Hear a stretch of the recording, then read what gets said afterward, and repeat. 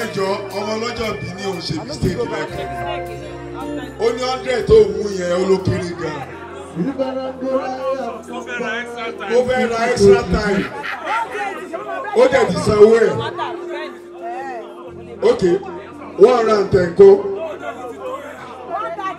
Ó lọ fẹ́ di Mètúsẹ́là o. 120 kọ́.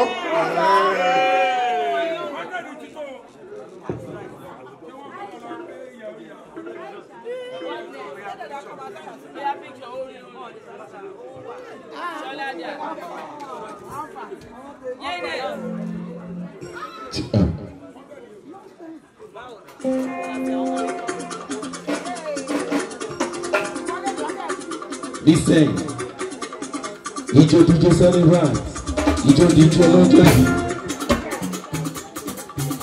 Ọmọ Toyosi Adéníkẹ́ Áfíríkà. Ṣé a máa gbẹ́sẹ̀ ní gbọ̀ngàn ní wọ́n tó lọ́kùnrin? Ẹ jọ̀ọ́ ẹ bá wa gbé kéèkì yẹn kúrò níwájú. Ẹ wá bá wa fààyè sílẹ̀ lójú agbo. Ijó ti yá. Ó yẹ ká ṣe bá. Bọ́lá Mọ́yìn ló ṣeré. Ẹ jẹ́ ká jọjọ́. Ẹ túraká, ẹ túraká. Ijó ti yá, ijó ti yá, ijó ti yá. Jẹ́ ká jọjọ́. Tùdá lélẹ́yìn. Ọmọ alájẹ bàbá bàbá. Ṣé a máa gbẹ́sẹ̀ ní gòkun níwájú ọlọ́run wa? Corporate. Ẹni obìnrin wọ̀ sòsò tó kú sẹ́kún. Ó ní bílẹ̀ yóò jọ yẹn kó tani jálè ní. Corporate pictures. Corporate tẹ̀lé ọmọ rẹ o. Tẹ̀lé ọmọ. Corporate pictures tẹ̀lé ọmọ rẹ o. Bàbá alájẹ olórí ajé. Alájì ẹni rere ni o. Tímọ́tímọ́ Toyosi Adesanya. Corporate pictures tẹ̀lé ọmọ rẹ o. Corporate pictures tẹ̀lé ọmọ rẹ o.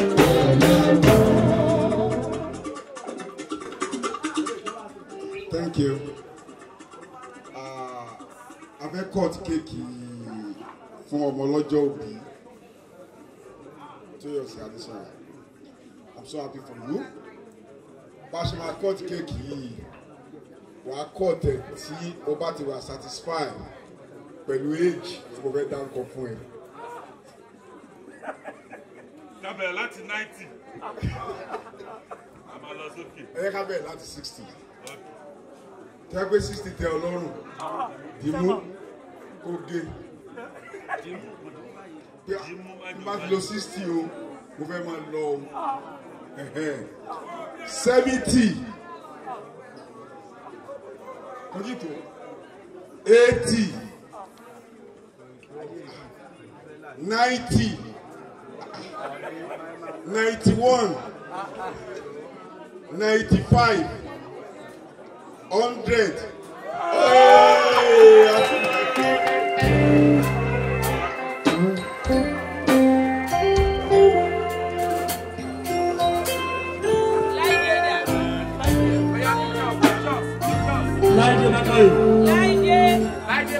Láìdé Bákàrè Títí Bisi Ibidapo-obe Yoruba bí Agnes sísítà mi.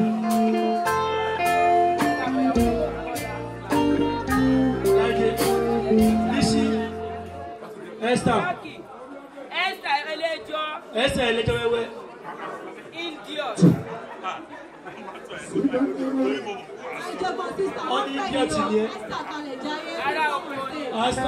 Esther ara oko. Foluke Daramola. Ike Adeyemi.